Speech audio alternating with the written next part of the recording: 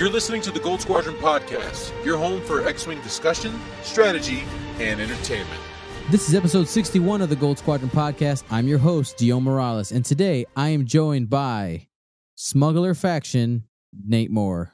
Make it happen. It can happen. We're talking factions today.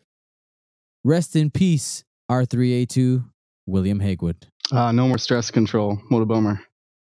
Is that a real thing? I assume. And Stranger Danger, Marcel Montano. I once was lost, but now I'm found. The prodigal son has returned.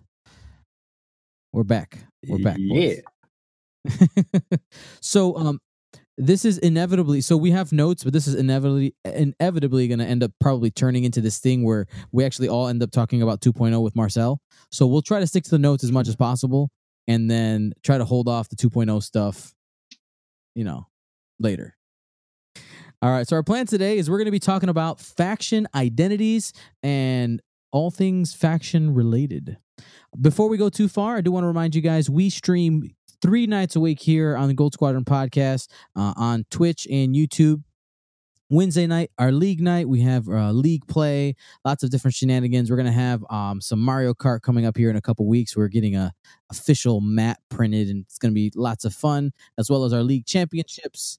We have our Friday night grab bag stream, a.k.a. whatever I feel like doing on a Friday. It could be Vassal. It could be me playing Knights of the Old Republic.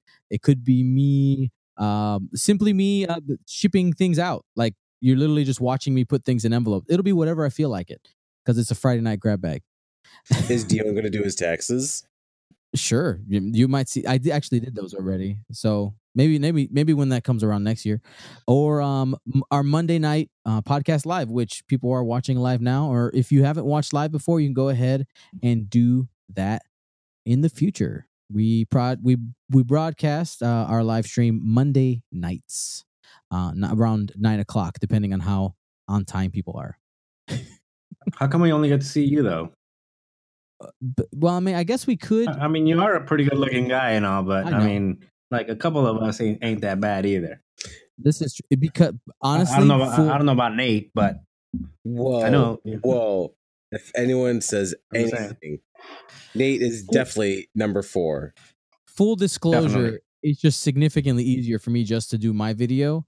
If I put you guys in there, it's gonna take a lot more work, and I don't feel like it. Not yet, anyway. Can we do the thing like in Warcraft where we all have the bouncing head avatars? That'd be cool. No? All right, no. just me. I want to talk about the Goldies raffle before we get into our main topic today. All prizes have been shipped and emails have been sent out to any winners that require more information. So by now, you should have known what your ticket numbers were, and I have listed all of the numbers, and I emailed you and stuff. If you haven't got my email, check the trash or the spam folder. And if you have any questions, go ahead, shoot me an email. We'll get that done. I spent the last 3 days just like a madman shipping all kinds of stuff. So it's been lots of fun. Unlock the hologram. All right, let's get to our main topic. We're talking about faction identity. So, as you guys have heard, or maybe you haven't heard, in X-Wing 2.0, one of the points that they made during their initial presentation was talking about how their plan is to make factions more unique in 2nd edition. We're going to have Rebels, we're going to have the Empire, we're going to have Scum and Villainy, but the Resistance and the First Order are going to be their own factions. So one of the things that inevitably does come up is if you have to choose, or if you want to choose, how do you go about that? What's your mental process for doing that? So we're just going to kind of have an open discussion about choosing what you want to play. You might want to play one faction or maybe just 2, because we're going to end up with 5. And assuming that 2nd edition takes the steps to words are hard. Takes the steps to fix a lot of the issues that we had in 1st edition. The hope is that 2nd edition is around for a long time. And who knows, they might even end up branching out to even more factions, because now X-Wing could, if they're doing all these different factions, we could end up getting something like the Separatists and the Republic. So, not anything too far-fetched there. What do you guys think? It's possible. Yeah, they are. Yeah, and that's what I was. Oh, go ahead, William. I was going to say that they could build the whole separatist faction around that droid calculate action. A lot of interesting mechanics with it. So I think it's possible. They future-proofed it. I mean, didn't they have something like this in their SG? I don't know, but I think for me the exciting idea that comes is the idea of bringing Old Republic and making Old Republic their own faction, because they're breaking it out based on timelines and chronological. And I don't know, I played the Old Republic, both the MMO and the RPGs, and the idea of bringing some of those characters and some of those ships and the Mandalorians and just a lot of that old lore. It'd be interesting to bring it into the game, and it would open up. Well, it would probably break our wallet, but outside of breaking our wallet, it would be awesome. You can have 8-9 factions by the time you're done. It would be really hard to balance like 8 or 9 factions. I mean, it's hard enough for them to balance the 3 and make everything kind of like working together and everything. Not just like, this board game, but just video games and everything else. Like they try to balance just, 8 or 9, different characters or things. And that becomes like a huge thing to try to do. But like, no, like I was saying about the LCG, doesn't the LCG have like a kind of different factions kind of thing? Like there's like the, Imperial Navy, there's this or that. There are all these subsets of it, and you can kind of run it like that, which would be kind of fun. But then I feel like you're going to get less ships per faction. You might get like 5 ships a faction or something. Well, I mean, if we're looking at content-wise, I think the eventual goal is to make them even, right? Yeah, but that's it's to make hard them to even. make. But I mean, when it comes to amount of content, like we have a ton of Rebels and a ton of Empire. What we're probably going to see once they get to the Resistance and the First Order, I would expect when that Wave 2 comes, and we're going to get those conversion kits for what we have currently. The initial releases, they're going to have quite a bit, I think, emphasis on the Resistance and the First Order in order to get them caught up, or at least some type of equal amount of ships or close to it, because I mean, if you look at that conversion kit for Rebels and Imperials, I mean, they're huge. There's a ton of different ships there, so it'll take some time. I can't fly my 97 TIE fighters. Say that again. I can't fly my 97 TIE fighters with one conversion kit. Don't troll the people at home. So let's go ahead and start talking about what are some ways that FFG can start creating some faction identity. Now, we don't have anything solidified. We haven't had specific definitions of what FFG plans to do. This is all just kind of some theory crafting of what it could be. And once we get more information, how we can start making these decisions. So I think the most basic way that you can look at it, if you're looking at it from a gameplay standpoint, are unique mechanics. So right now, we kind of associate efficiency with the Empire / First Order. You got toughness with your Rebels, and you got your dirty tricks with Scum and Villainy. So that's kind of like the basic ideas that they've built around, and we'll see how they continue to either build on that or differentiate those with the First Order and the Resistance. But I'm looking forward to see what type of unique aspects they give to each of the factions, because one of the things that they did say in their presentation is that they did notice that the lines between the factions just started to blur more and more, because, and that's something we talked about here on the show, right? That I said, hey, we're just at a point where everybody has the same tools, so just, find which one has the best use of those tools and use it there if you want to use that. So yeah, like, well, what was it? The Gan Feinsman was like the B-Wing version of like the Scum ships or something. Exactly. Another way we could end up looking at it, now we don't know anything really about 2.0. We have just scratched the surface, and some very basic cards have been revealed.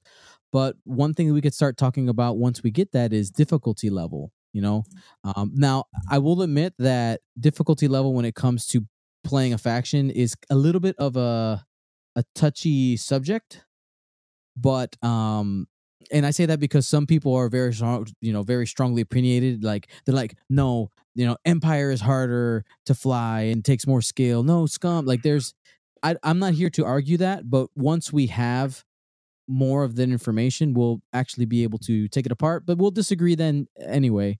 When we get there, because people will have their preferred faction and then argue for theirs anyway. Yeah. And I think difficulty is really going to be an individual thing because It's relative. some people are more adept at measuring and looking at placement, and some people are more adept at putting together combinations. Or so it's more about play style and what suits your play style ultimately, especially if they're going to break out the factions like they said to be more unique between one and another, so it'll make your play style more effective with one versus the other. So the other ones might seem more difficult, but to somebody else, it's kind of a cakewalk. Like I can't drop bombs, but William will drop bombs on everyone. Yeah, it's just the way it is.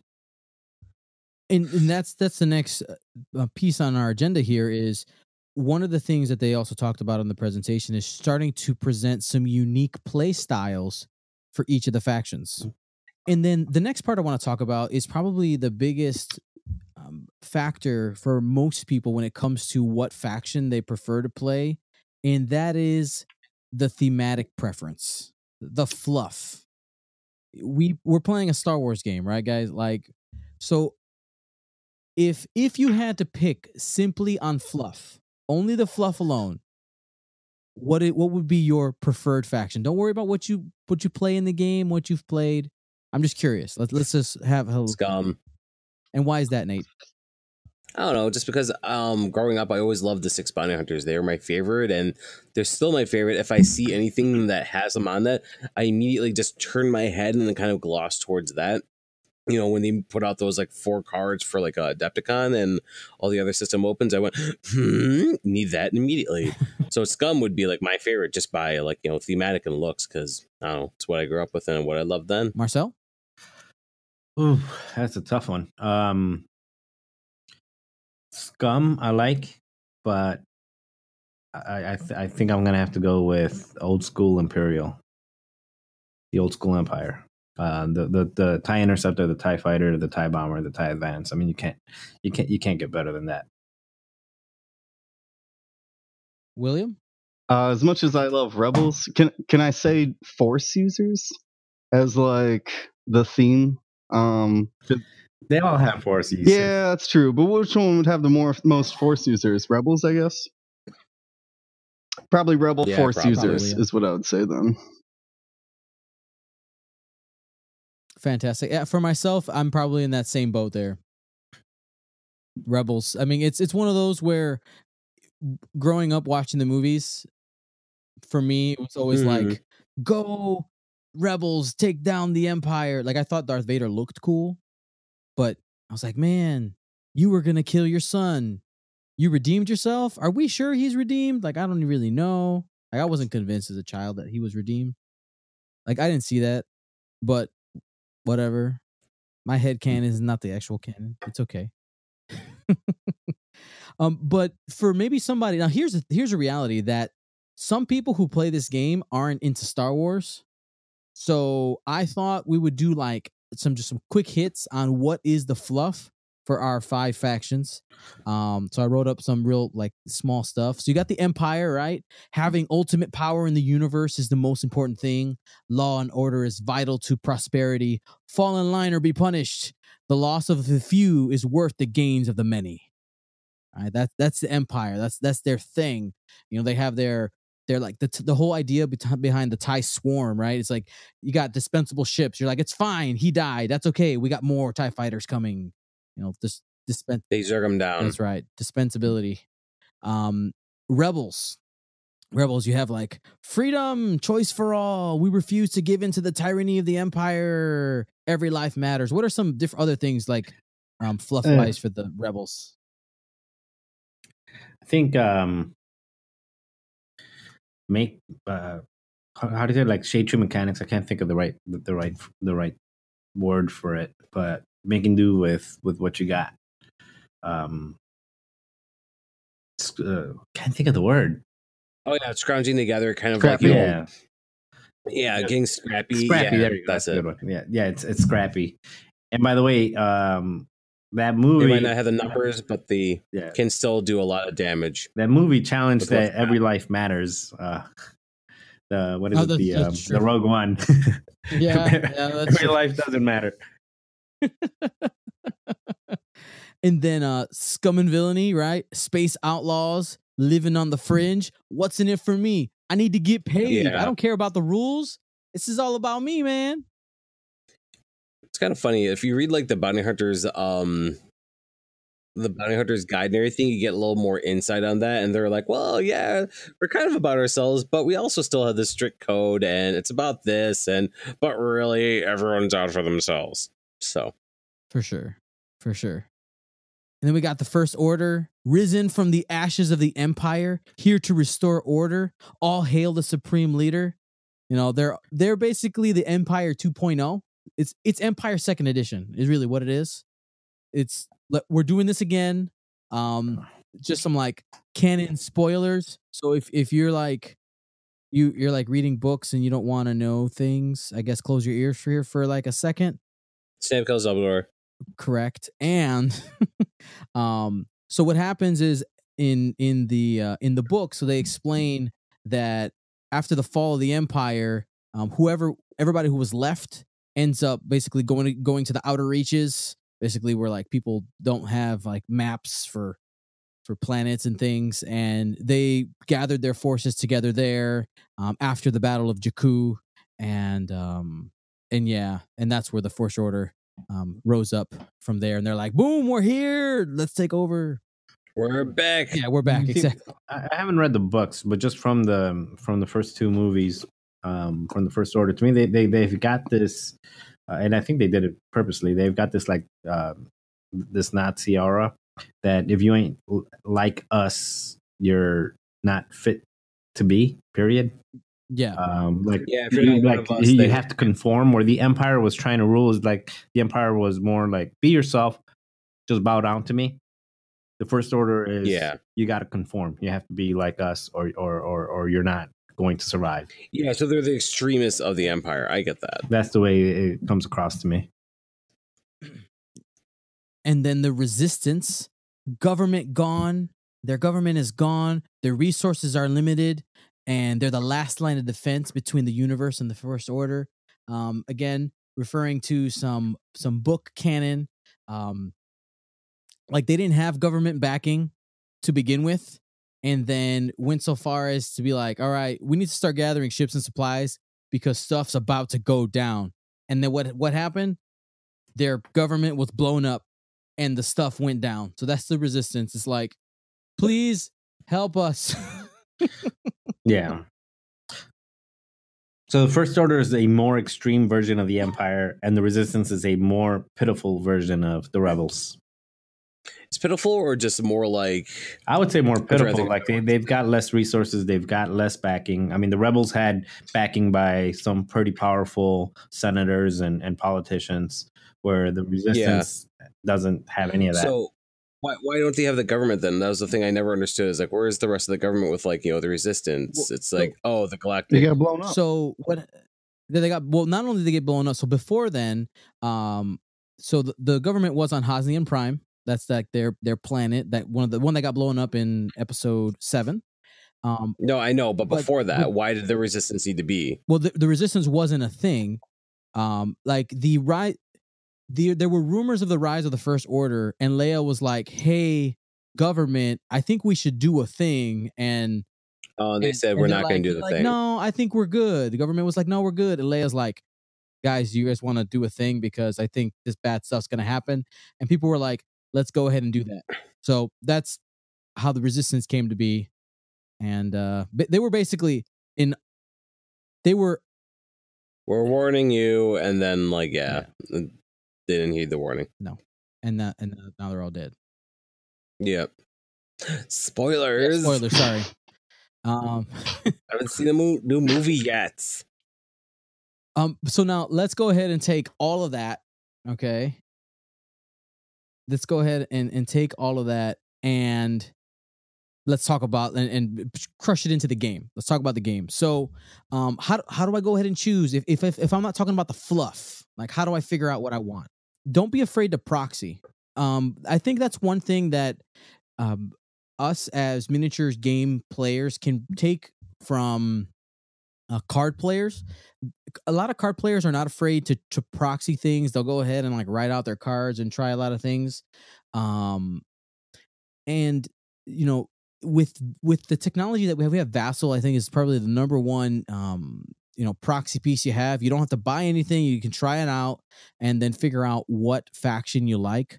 Go ahead and borrow stuff from people at your local game night to figure out what you like. What are some other ideas when it comes to proxying, Marcel?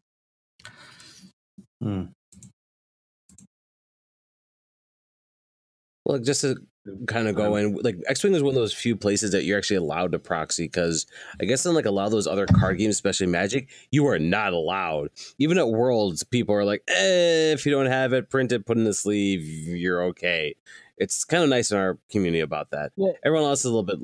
I would say in tournament play, you should have all the stuff, but I'm talking about like at your casual night when you're trying to figure it out. For sure. But even like the Magic guys and Pokemon and Yu-Gi-Oh, they proxy all the time when it comes to casual games. For sure. Oh, do they? Oh, yeah, all the time. Yeah, I think the conversion kit's going to be the easiest way to proxy. I mean, you just get everything but the model. You can be able to build so many lists with just one conversion kit. And to piggyback on that on William, is because all of the cardboard bases have all of the fire, like you get all four sides of the firing arc, you get the bullseye, like, and you have all the markings, like it's gonna be the same for every single base from here on out. Even if, let's say, you have only the rebel stuff and you want to proxy something from Empire, you can just use those base chits, like it still works. You just know what you're trying. You make sure you and your opponent or your friend, you discuss beforehand what you're doing, and it still works on the table. Yeah, it still does. I mean, and from a pure just you want to try stuff out with friends, it works. I think it, for me, it takes something out of it. It makes it less fun because I like playing with toys, and then it feels like, I'm playing G.I. Joes with a Barbie. It doesn't quite fit right, but yeah, I mean, you can do that. I mean, it's a possibility. It's something that you can try, just not quite. Doesn't feel right. It feels dirty. It feels dirty. Well, I guess what I'm talking about specifically, if that is what your goal is, you're trying to get that done, that's a way to go about it. And I think, again, let's continue down our line here.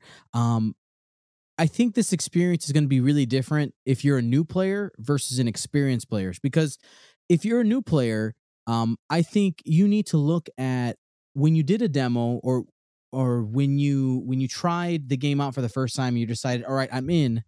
I think whatever faction has to do with whatever faction has to do with what made you like the game and want to buy in, I think that is the faction you should go with, because it's what you had fun with immediately. You can also watch other people play, all kinds of stuff. Like there's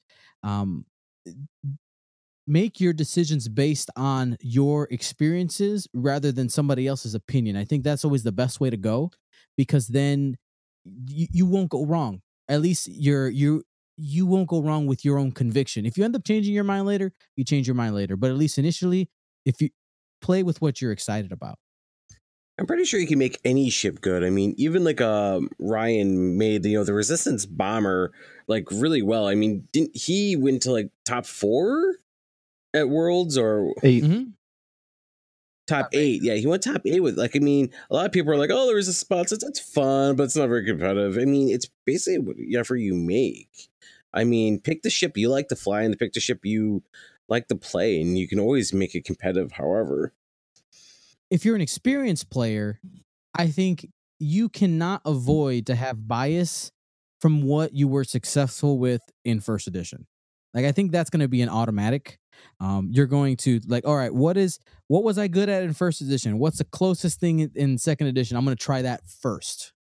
Now, another part of this whole thing is some people will not choose a faction. Some people will go with saying, I'm going to buy everything.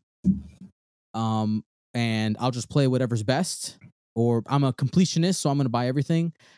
Or, and then there's also the other side. There's the practical people or the people who have a limited budget who do have to stay within one. So in this whole discussion, I want everybody to make sure that you're looking at this from your own personal scope, because it's very different for everybody. And especially if, go ahead, Marcel. Yeah, I was going to say for me, it's actually a completely different, for me, it's becoming a different problem. It's not about the money, and it's not about what I like flying. It's about space. I'm literally running out of space to put stuff in. And I open up clothes drawers and pull out X-Wings and boxes of like Gazantes and stuff. Like I had it's kind of sick. Like I had a girlfriend come over and she opened a food pantry drawer and an X-Wing box fell out. So it's just, and you laugh, but it's true. I mean, like, where do you put this stuff? And I can stop whenever I want. Did that not seal the date? Huh? Was that the turnoff? No, that was that. Yeah, that sealed the date. Everybody loves a nerd, but that's not the point. Like, there's nowhere to put this stuff. I literally got to buy. You like the Fenrow too, like especially like the epic ships and stuff. But forget the epic ships. So now you're getting all this new cardboard and all this new stuff, and we're going to get new models with the new expansions that are coming out. The expansions that are still coming out for the 1.0, plus the new what do you call it? The new starter kit. So it's just for me, it's just becoming a problem of space. I got nowhere to put the stuff. Well, I feel like if you had if you play Legion, I feel like that's gonna be way worse because you have to actually like buy terrain as well, and like that's just unfathomable to me. All the things that you're gonna have to like get into with that. Well, let's go down this tangent a little bit, just a little bit. And someone in the chat actually asked a really good question. When 2.0 drops, what of your stuff that you currently have for first edition are you planning on getting rid of, if anything? So I'll tell you for myself. I am a hoarder for sure. I will definitely be getting rid of all my cardboard tokens for first edition. Those will all go into the recycling. By the way, recycle them if you can. I'm not judging you if you don't. What if you still want to go back to 1.0? There's no reason not to, right? Maybe I'm being weird. I don't know. I mean, I don't think so.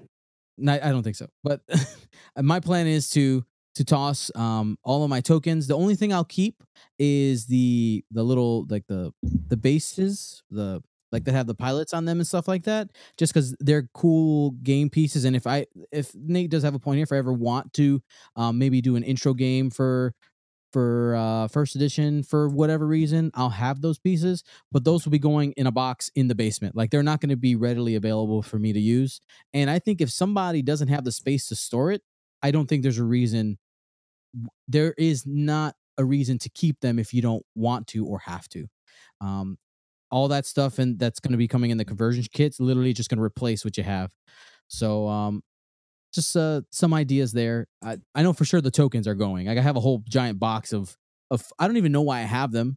Like a giant box of focus tokens. I do the same thing of all the focus tokens. Like every token that you're like, I'm going to use this, and then you bring 5 of them, you never use any of them. Yep. So yeah. So and then I want to, continuing here, what if you have to pick a faction and it turns out that you hate that faction? You're like, I made the wrong choice. Oh no, Dion, I did all the things you said and it was wrong. Fret not. It's okay, because there are going to be other people who also end up being like, hey, I want to switch factions as well, and I'm on a budget. Don't forget that there are lots of different tools out there. There's plenty of swap and sell pages on Facebook. If you would post something like, want to trade Imperial lot for Resistance a lot, like that. that is the type of transactions that you can try to. I've got to a good look for. tangent going on this one. Okay, but let me finish. Go ahead. You can like I said, trade. You can buy used ship lots, or pilots. And again, don't be afraid to proxy to figure out what you want if you feel like you need to make a switch and you're a person who's going to be sticking with just one faction. Go ahead, Nate. So no, what I really wish we had in this group, because unfortunately we don't, are Warhammer players. Like, the four of us are not Warhammer players, right? Mm-mm. Or War Machine, or Right. Guild Ball. Okay, so because those games and everything, because the models are so freaking expensive, you usually pick one faction and you stick with that faction. It kind of sucks because you're kind of get like shoehorned into that one faction, and you can never change unless you really, really have to either sell everything. Because from what I understand about like Warhammer and like, War Machine, is basically you pick the one, you stick with the one. Maybe they have two, but typically it's just that one. And so I'm really hoping X-Wing doesn't get like that, because I never feel like X-Wing is like that. With X-Wing, I always feel like, oh, it's all about less. It's like, oh, do I want to fly this? Do I want to fly this or this? And I don't ever consider myself a one faction kind of person, because I can fly everything. I just mix and match whatever I feel like. And I love that about X-Wing.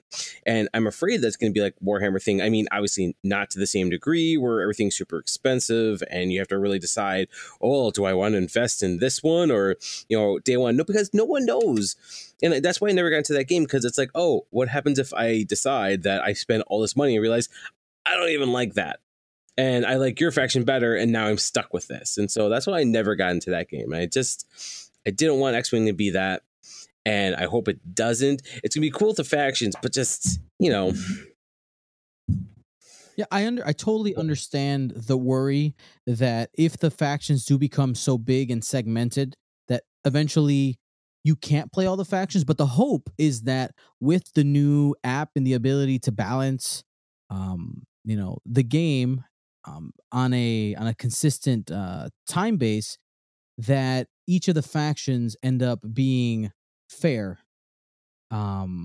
so that it's level across each faction, that every faction has an opportunity to be competitive. I think that's the ultimate goal. If we end up going to a system where it's impossible to keep track of every single faction, which we don't know if that's going to be the case, but if this game, think about, in how many years has the game been around?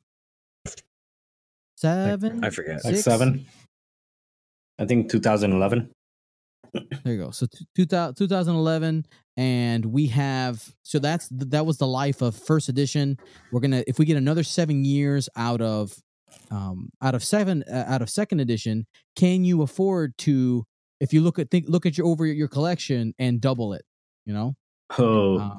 right? Like can you, like Marcel brought up already, space? Can you afford it? It's not gonna come out of the everything pantry in one anymore. box. Yeah.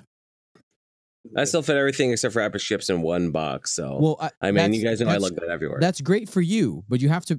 But not everyone. Yeah. That's not everybody. Like, some people might not have space. Some people might not have the money. Like, there's lots of different concerns when it comes to that, which is why I wanted to have this conversation early when it came to faction identity and trying to choose if you have to.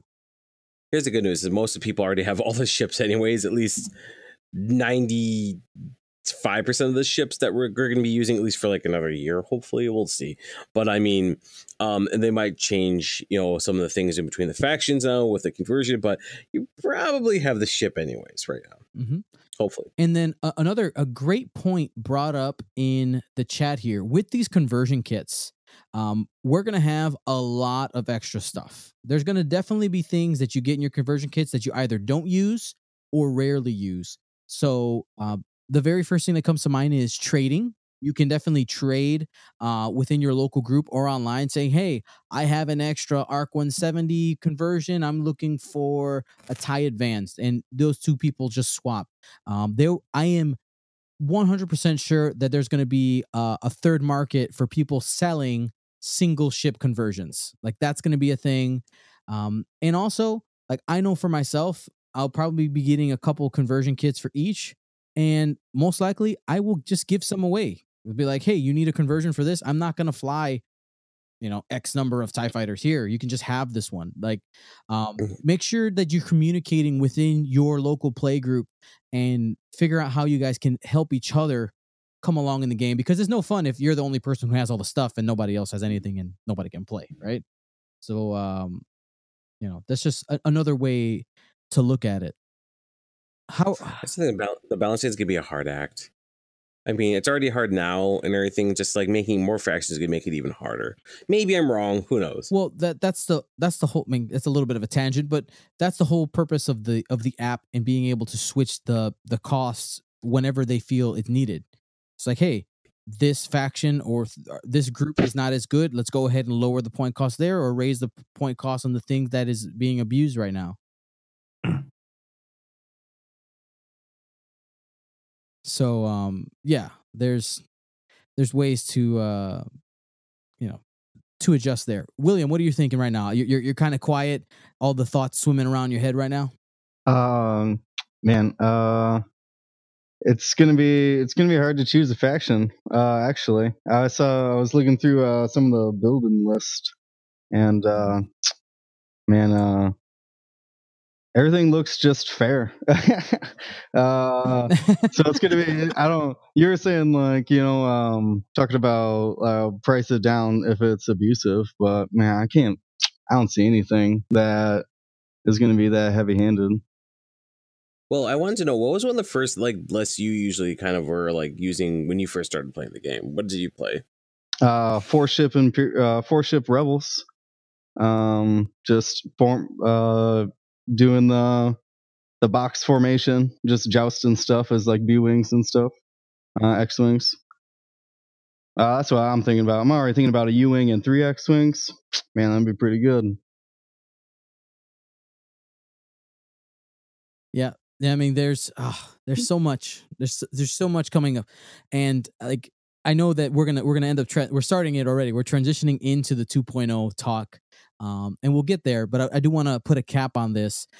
If you are in the boat where you have to choose, or you feel like you want to choose your faction, we gave you a lot of things to think through, a lot of ways to make those choices, and hopefully make that decision easier.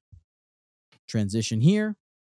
All right, guys. So for the next couple months, we're going to be doing this section called 2.0 Tidbits. Okay? Or second edition Tidbits.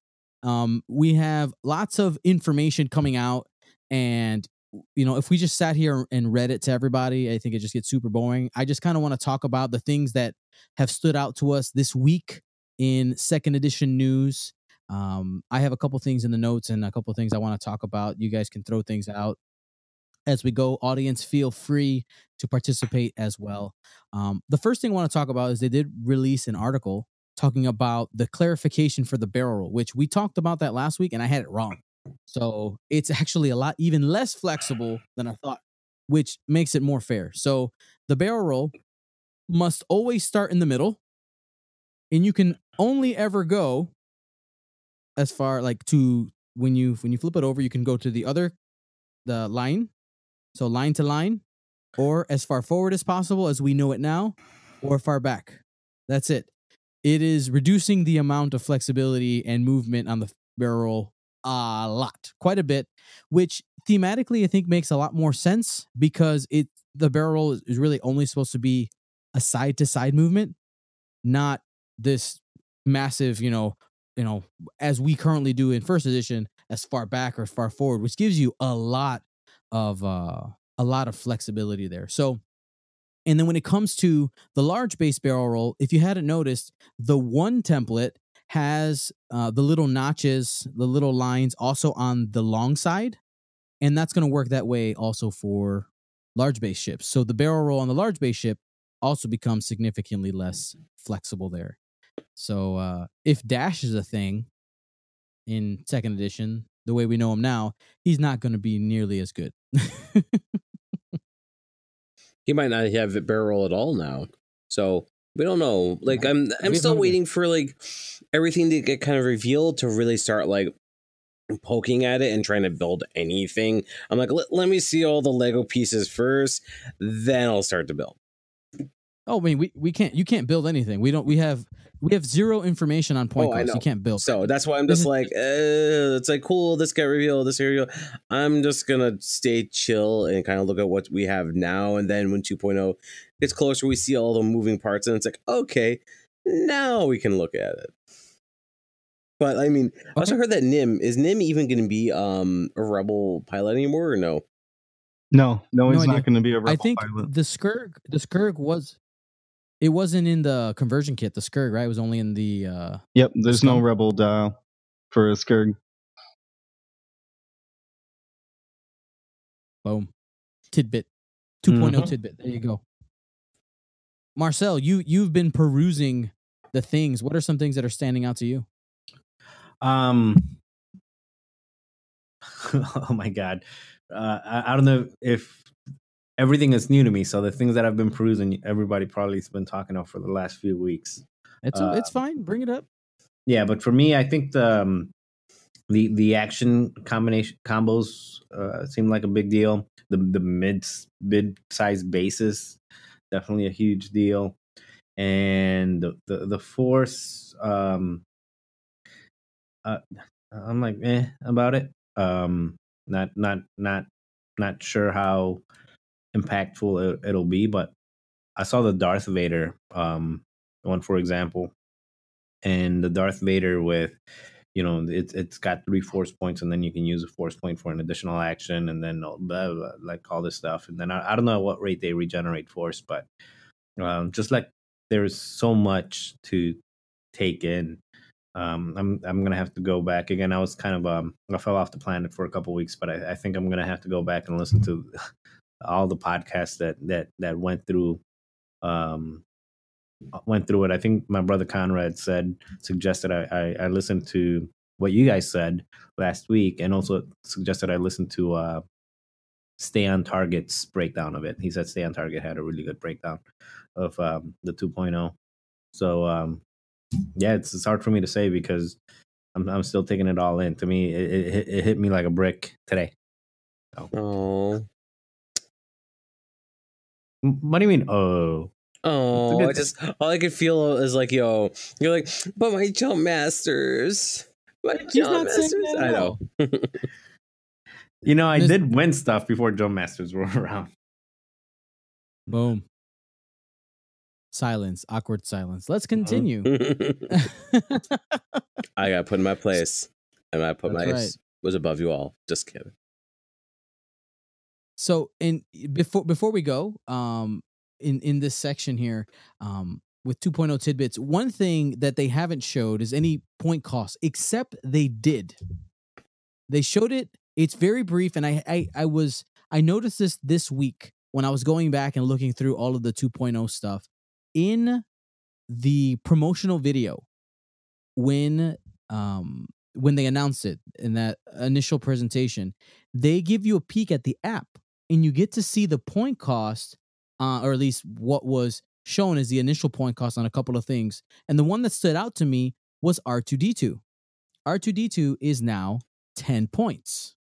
So so one thing I don't know if you noticed, Marcel, the cost. game is now 200 points. It's a 200-point game. Oh, man. Okay. So it's a 200-point game, so that you have basically half points in between that you can place things. But the with R2D2 being 10 points, essentially in what we know as our first edition number system, he would be equal to 5 points. So they've made him more expensive. They decided regen is really good. First, it's that regen ability is not as good in second edition. Nope. And it's more expensive. So they're like, go ahead, use R2D2, but you're going to get wrecked. Or you can only use it 3 times, I think is the number of times on there. But I noticed that when I was going through, and I was like, oh, hey, while we haven't seen point cost, there is that one shot when they show the app. They're like, oh, look at the app. You see Luke Skywalker's point cost and a couple of other things on there. And I just found that really interesting. Man, I got real high hopes for the app. I saw that you could. There's like a little thing in the corner for you to log in. Mhm. Man, it would be. So I went to the barista or what's the game store in Milwaukee, Board game barrister. and yeah, board game barrister. And they for their regional just uploaded a Google document for pairings, and we could all look at it on our phone. Now, imagine through the app, can like when you're logged in, it can log you into the event, and it can tell you your like table number and your opponent's list as well. Like, man, That'd be awesome. there is so many things. Like like the app's not going to be great at first, but man, if it works out, it could be amazing. And let's go ahead and do a little roundtable. William just gave his. What are some hopes you have for the app? What are some things you think you would like it to do? Nate, you go next. It'd be nice to have an app that didn't crash all the time like Aurora. I mean, I like Aurora. It's free. Dude, it's free. I know, but it does crash all the time. Stop. I'm going to stop you right there. I'm going to put you in your place. Tim Reese, creator of Aurora, thank you for your work. Thank you, this Tim. Ungrateful child. Wow. I'm just saying, fix your app. It's still, dude, it takes a lot of work. It does. I'm sure it does. But here's my little nitpick. Here is my nitpick. Right now, if you make a list in Aurora, if you try to create what ship was it? If you try to add in a Sheathipede or a Republic bomber, there is still no little ship icon next to it. That is such a small grievance, but yet here I am complaining about it on a podcast. Am I petty? I'd like to think so. I might edit all this out. I honestly might. I'm gonna give. You know what? I'm gonna give him your address. He's gonna send you hate mail. That's the plan.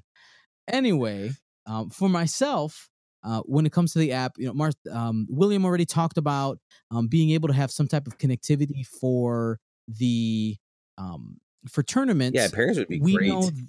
We know that in the squad builders that do exist, we have the capability to do like keeping track of your collections. So that would be a nice feature, being able to keep track of your collection. That way you're building lists in your app that are possible. Now, I personally don't put those functions on because it takes a lot of time to put it in there, but I know a lot of people like that. And this part is a little bit selfish. Me being a streamer and a producer of video content, I need some way to output squad data from that app in order to use it live. Like I need something like that. So hopefully they come out with some type of the current software developers, the United software developers for X-Wing, the independent ones, the people who work on Vassal and yet another squad builder and all these people, they came up with this format called XWS to format squads and have a unified way to express things in code. So I'm hoping that Fantasy Flight comes up with something like that. That way we can export data out of the app and be able to analyze it for things like list juggler and streamers and things like that. Again, selfish requests, FFG, but I want it. Marcel, what do you think? Let's see. Some of the features that I like from other apps is actually I like the feature of how many wins and losses you've got. I like to keep track just for my own edification, because I try out a lot of lists and I want to know what's doing well, what's not doing well.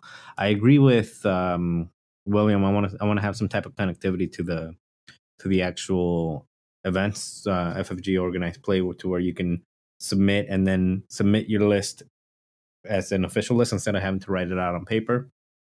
I think it would cut down the lines and it would just help out a lot. What are you doing on the stream? Sorry, I see you like doing the whole Spaceballs thing there. And what else? There's just so many different things you can do with the app. But for me, most of you guys that are already covered them.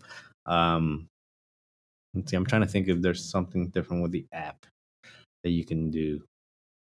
I don't know if they can figure out a way to cheat. That would be cool. What? Wait, did I say that out loud? Like hack the app? Yeah. We'll put out when the app comes out. We'll put out another challenge. Like nobody tried to break the Dice app, not publicly at least. We put out a prize. You can't mess with a god. You can't break a god. So we'll put out another prize when that comes out. Hopefully FFG has their stuff together, make it tamper proof.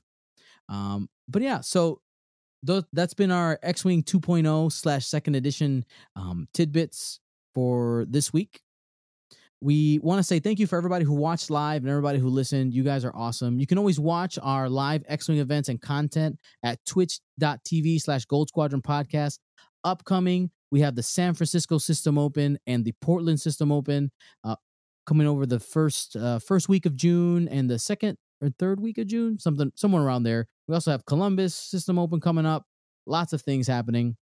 You can watch all of our videos and replays on our YouTube channel. Go ahead, just look up Gold Squadron Podcast, subscribe, notifications, all the things. Click the buttons. Lastly, if you enjoy the show and you want to help us continue expanding our content, there's 2 ways you can do that. You can go to patreon.com/Gold Squadron, join the largest group of people who make the biggest difference for us. Or if you like giving away free money, literal free money, go to Twitch and go ahead and connect your Amazon Prime account to Twitch. You get a free Prime subscription a month. You click that for Gold Squadron Podcast. You throw $2 and change our way. That adds up really fast. So if you've done it in the past and you haven't done it in the last 30 days, go ahead and do it again. We love you for it. And if you didn't know that was a thing, go ahead and do it because it's literal free money. Costs you nothing. $0. Thank you, everybody who's taking the time to do it. For Marcel, William, and Nate, my name's Dio Morales. Gold Squadron